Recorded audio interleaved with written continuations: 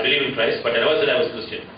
ప్రజలు నా దగ్గర నేను విశ్వాసిని అని తెలుసుకున్న ప్రజలు నువ్వు క్రైస్తవుడువా అని నన్ను అడిగితే నేను క్రీస్తుని విశ్వసిస్తున్నాను అని చెప్పేవాడిని, కానీ నేను ఎప్పుడు క్రైస్తవుని అని చెప్పేవాడిని కాదు. So the word of God speaking to me like, are you ashamed of me? కాబట్టి దేవుని యొక్క వాక్యం నాతో మాట్లాడటం మొదలుపెట్టింది. ఏంటి, నన్ను చూసి దేవుడిని ప్రభువైన యేసుక్రీస్తుని చూసి ఆయనను బట్టి నువ్వు సిగ్గుపడుతున్నావా? And then I was convicted in my heart to be baptized. అప్పుడు నా యొక్క హృదయంలో నేను బాప్తిసం పొందాలని నేను నాకు దేవుని యొక్క ఆత్మ పనిచేసింది. So at that point of time I was fellowshipping with G.P. Rao fellowship. ఆ యొక్క సమయంలో G.P. Rao గారి యొక్క ఫెలోషిప్ కి నేను వెళ్ళేవాడిని. Mornings I used to go to the Baptist church, evenings G.P. Rao fellowship. ఉదయం ఏమో బాప్టిస్ట్ చర్చ్ కి వెళ్ళేవాడిని, సాయంకాలం G.P. Rao గారి యొక్క ఫెలోషిప్ కి వెళ్ళేవాడిని. Then I didn't want, it was a small Indian community, so I didn't want to take a baptism in Pastor Rao's church. I thought, by doing that, I'm doing something to make them feel, make me accepted in that church. నేను బాప్తిసం వారి యొక్క G.P. Rao గారి యొక్క సంఘంలో పొందడాన్ని బట్టి వారు నన్ను స్వీకరించాలా అన్న ఆ యొక్క తలంపు వారికి రావద్దు అని నేను కోరాను. So I went to the Baptist church and I got baptized in the Baptist church. కాబట్టి నేను బాప్టిస్ట్ చర్చ్ కి వెళ్ళి నేను అక్కడ బాప్తిసం పొందాను. And few of the brethren, Praveen, Johnny, most of the church came to the Baptist service also. చాలా మంది మన G.P. Rao సంఘస్థులు కూడా అక్కడికి ఆ యొక్క బాప్తిసం సర్వీస్ కి వచ్చారు. So over the next few years, God has been talking to me and things have changed. And and from my job perspective, the market was very bad, so there was no jobs. For 2 years we struggled, and instead of becoming a programmer, I became a recruiter. నేను ఆ యొక్క సమయంలో అక్కడ ఆర్థిక స్థితి కూడా అంత బాగా లేదు కాబట్టి నేను ఒక ప్రోగ్రామర్ కి బదులుగా రిక్రూటర్ గా అక్కడ మారాను. And then after 2 years, when I had a reasonable amount of money to bring my family, I could bring my wife and children over there. 2 సంవత్సరాలు నేను కొంత డబ్బు పోగు చేసిన తర్వాత నా యొక్క పిల్లల్ని నా యొక్క భార్యను కూడా తీసుకొని వెళ్ళగలిగినాను. So when I was getting baptized, I had only one obligation, was to tell my wife that I'm going to be baptized. నేను బాప్తిసం పొందుతున్న సమయంలో ఒకటే ఉన్న విషయం ఏంటంటే నేను బాప్తిసం పొందుతున్నానని నా యొక్క భార్యకు చెప్పాలని కోరాను. And when I spoke to her on the phone, she was totally freaked out. నేను ఆ యొక్క మాట నాకు చెప్పినప్పుడు ఫోన్లో ఆమె ఎంతగానో అదిరిపోయింది. అంటే నేనేమవుతాను, మా పిల్లలు ఏమవుతారు, what happens to me, what happens to children, will you change your name, all this kind of questions. ఏంటి మరి మా విషయం ఏంటి, పిల్లల విషయం ఏంటి, వారి పేర్లు మారవాలా అని ఆమె అడిగింది. So I told her nothing is going to change. I'm telling you because it's something that's happening in my heart, something that I'm doing, and it's something that I need to tell you. అలాంటిది ఏమి జరగదు, నువ్వు అలా భయపడవలసిన అది ఏం అవసరం లేదు, నా యొక్క హృదయంలో ఈ విషయం జరిగింది కాబట్టి నేను చేయాలని కోరుతున్నాను, నేను చేయవలసిన ముందు నీకు చెప్పాలని కోరుతున్నానని చెప్పాను. So there was a lot of opposition from her, I didn't tell my parents also, but only her. నేను నా యొక్క తల్లిదండ్రులకు కూడా చెప్పలేదు, ఆమె ఒక్కదానికే చెప్పాను, కానీ ఆమె దగ్గర కూడా ఎంతగానో ఆమె వ్యతిరేకించింది.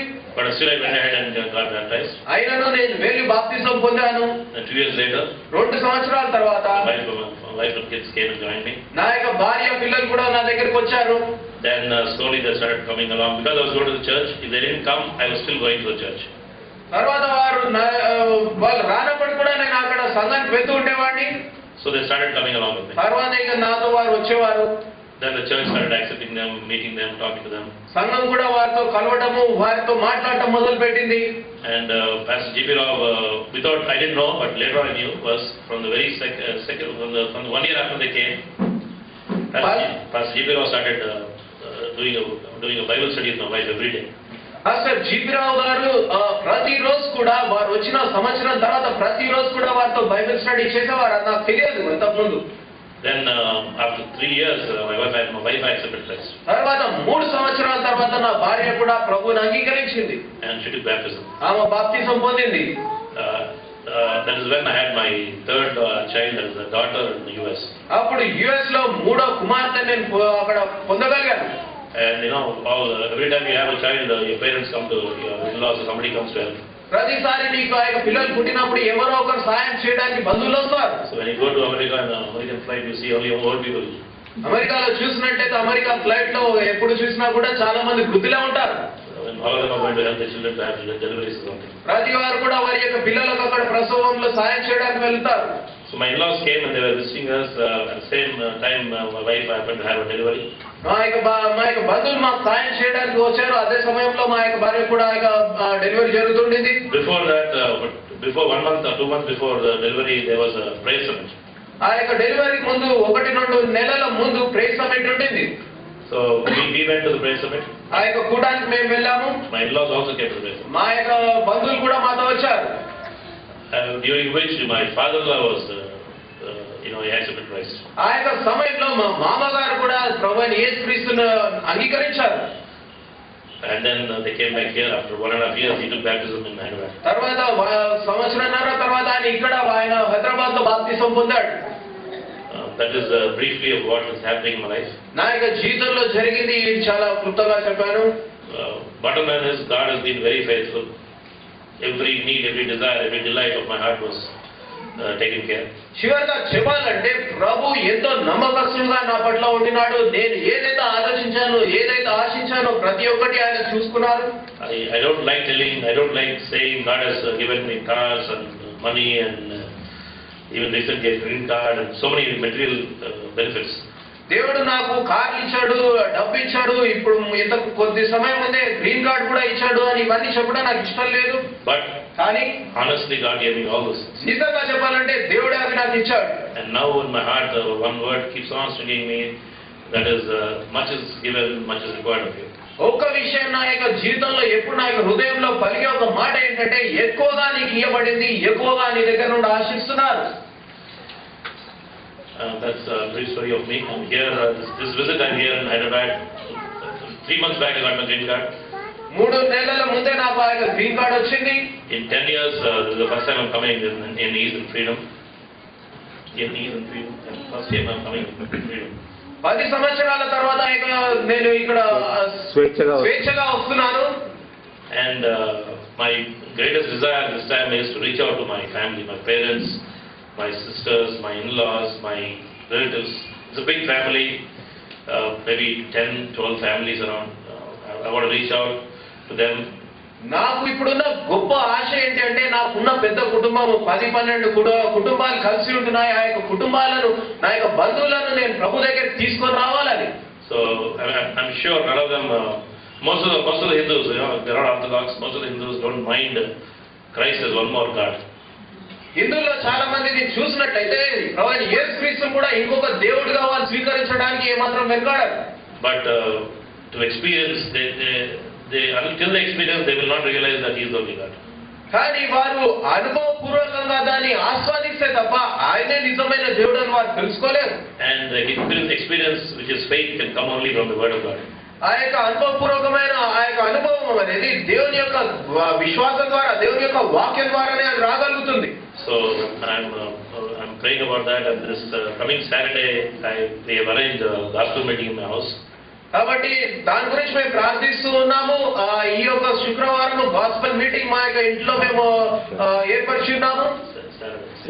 శనివారం ఈ యొక్క కూటాన్ని ఏర్పరిచి ఉన్నాము. I have not told my parents yet and my relatives yet of that. నా యొక్క బంధువులకు, నా యొక్క తల్లిదండ్రులకు ఇంకా అది చెప్పలేదు. The reason being, if I tell them beforehand, they might have some other obligation to be. నేను ఒకవేళ వారికి దాని ముందే నేను చెప్పేశానంటే వారికి దానికి రాకుండా ఉండడానికి ఏదో ఒక విధంగా ప్రయత్నిస్తారు. So I'm planning to tell them that I'm having a get together on Saturday. శనివారము అందరం కలుసుకుందాం అన్నట్టుగా వారికి చెప్పాను. చెప్దాం అనుకుంటున్నాను. Also around Wednesday I will be telling them. అది కూడా బుధవారం చెప్పాలని కోరుతున్నాను. Please pray that God's will can be done in this matter. దయచేసి దేవుని యొక్క చిత్తం యొక్క విషయంలో జరగాలని ప్రార్థించండి. And I have 2 things that I want to share with you guys as fellow believers. Doesn't matter whether you go to Africa, I didn't go, but wherever you go in the world, for sure I went to US, I've seen people there. మీరు లోకంలో ఎక్కడికి వెళ్ళినప్పటికీ, ఏ ప్రాంతానికి వెళ్ళినప్పటికీ మీరు తోటి విశ్వాసులుగా మీతో 2 విషయాలు చెప్పాలని కోరుతున్నాను. I see the same kind of faith, same kind of love, same kind of warmth, same kind of what you call zeal for God wherever I see any fellowship of saints. ఏ సంఘంలో, దేవుని యొక్క విశ్వాసుల యొక్క సంఘంలో నేను వెళ్ళినప్పటికీ అక్కడ అదే ప్రేమ, అదే కలిసి ఉండటం అనేది నేను చూస్తుండినాను. I have 2 requests.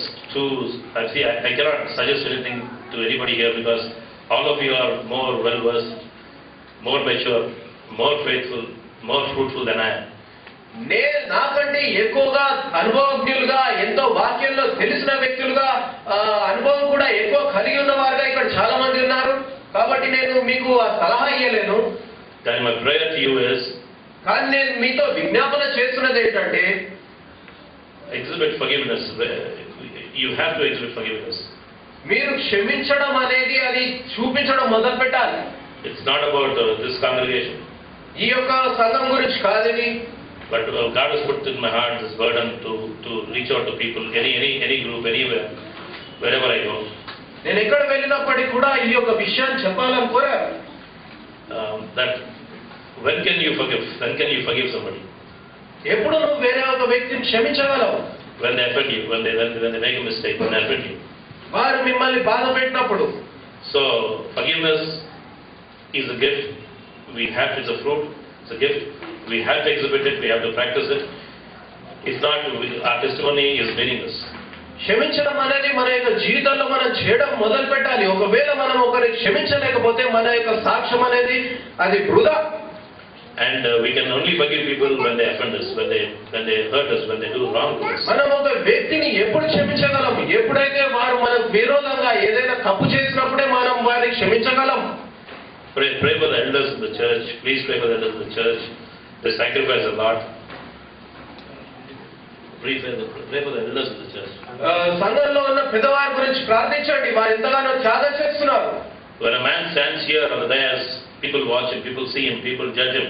ఒక వ్యక్తి ఇక్కడ పుల్పిట్ మీద నిల్చొని ఉన్నప్పుడు ఆయనని చాలా మంది చూస్తారు, ఆయన మీద ఈ విధంగా చేస్తున్నాడని న్యాయం తీరుస్తారు.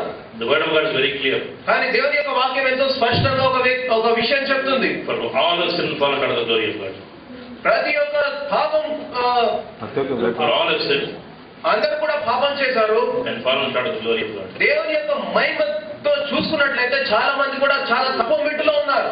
No, there is not one righteous. ఒక్కడు కూడా నీతిమంతుడు లేడు. If you say you have sinned, నువ్వు పాపం చేసావని చెప్తే you are making God a liar. నీవు దేవుడు అబద్ధికుడుగా నువ్వు చేస్తున్నావు. So with that attitude, if you look at a person who is standing here, అలాంటి ఒక మనస్సుతోటి ఇక్కడ నించిన ఒక వ్యక్తిని మనం చూసినట్లయితే, look at him with forgiveness in your heart.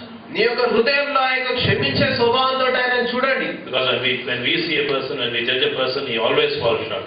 ఎందుకు అంటే మనం ఒక వ్యక్తిని చూసినప్పుడు, ఆయన మీద మనం తీర్పు తీస్తున్నప్పుడు మనం ఎప్పుడు కూడా కింద దిగజారిపోయిన స్థితిలో ఉంటాము, తక్కువగా ఉంటాము.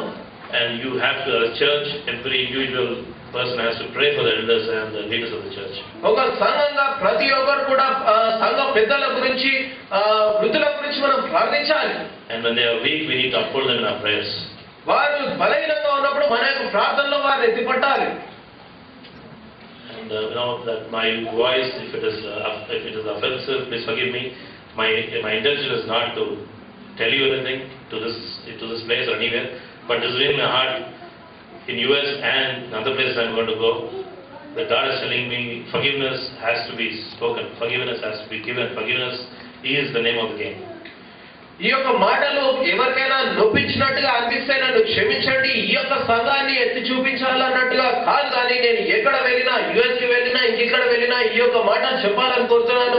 ఆ యొక్క క్షమించే స్వభావం అనేది మాటల్లోనే కాదు, స్వభావపూరితంగా కూడా మనం చూపించే విధంగా ఉండాలి. And the youth, I have one thing to tell you is, యవనస్తులకు ఒక విషయం నేను చెప్పాలని కోరుతున్నాను. both young men and young women. యవనస్తులకు, యవనస్తురాలకు, that is a great, it's a great thing that God has called you at this young age. దేవుడి యొక్క యవన సమయంలో మిమ్మల్ని పిలవడం అనేది గొప్ప విషయం. In my life, God has called me when I was 18.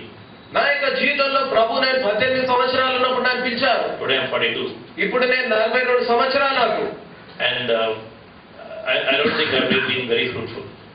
నేను ఎంతగానో ఫలభరితంగా ఉన్నానని నేను అనుకోను. Your life is before you. నీ యొక్క జీవితం నీ ముందు ఉంటుంది. As long as you keep your eyes focused on Christ, నీ యొక్క కన్ను దృష్టి ప్రభు అయిన క్రీస్తు మీద నేను ఉంచుకున్నంత కాలము you will be fruitful. నీవు ఫలభరితుడిగా ఉంటావు. We are in the world, మనం లోకంలో ఉన్నాము, but we cannot be part of the world. కానీ మనం లోకంలో పాలిభాగస్తులం కాలేము. Your integrity can be maintained. Your integrity can be maintained only when you hide the word of God in your heart. దేవుని యొక్క వాక్యాన్ని నీ యొక్క హృదయంలో నువ్వు భద్రపరుచుకున్నప్పుడే నీవు ఒక క్రైస్తవుడిగా ఒక వ్యత్యాసంగా ఉండగలవు. Matthew 5 talks about reality. It says, "Blessed are the pure in heart, for they shall see God." మత్తయి సువార్త 5వ అధ్యాయాన్ని మనం చూసినట్లయితే తమ యొక్క హృదయాన్ని పరిశుద్ధంగా పవిత్రంగా ఉంచుకున్న వారు ధన్యులు, వారు దేవుని చూస్తారు. And I know in the psalmist also writes, "No, Lord, I can preserve my heart, Lord God, by meditating upon your word day and night." కీర్తన గ్రంథకారుడు కూడా ఆయన అంటున్నాడు, ప్రభువా నా యొక్క హృదయాన్ని నీ యొక్క వాక్యాన్ని ధ్యానించడాన్ని బట్టి, రోజు దీవారాత్రం ధ్యానించడాన్ని బట్టి భద్రపరచుకోగలని అంటున్నాడు. So the youth is very important because we see things around us. If you miss, you'll be like me. We have to exhibit them, we have to exercise them in order for that fruit to be visible for other people to see. ఆ యొక్క ఫలము వేరే వారికి కనబడడానికి మనం అది చూపించడం మొదలు పెట్టాలి.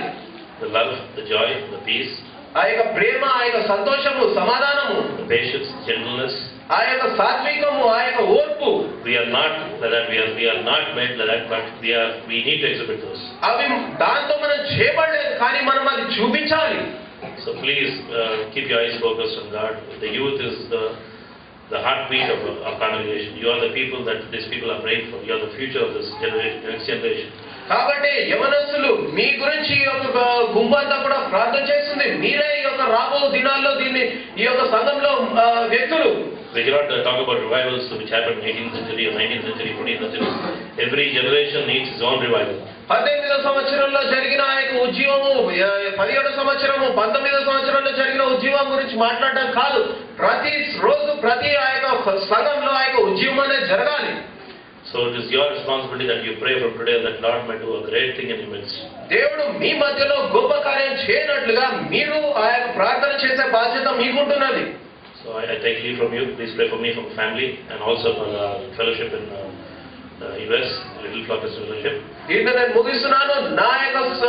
నా గురించి, నా యొక్క కుటుంబం గురించి, లిటిల్ ఫ్లాక్ చర్చ్ గురించి నేను ప్రార్థించాలని కోరుతున్నాను. I take leave of you, Jesus' name. ప్రభువైన యేసుక్రీస్తు నామములో మీకు వందనాలు చెప్తున్నాను.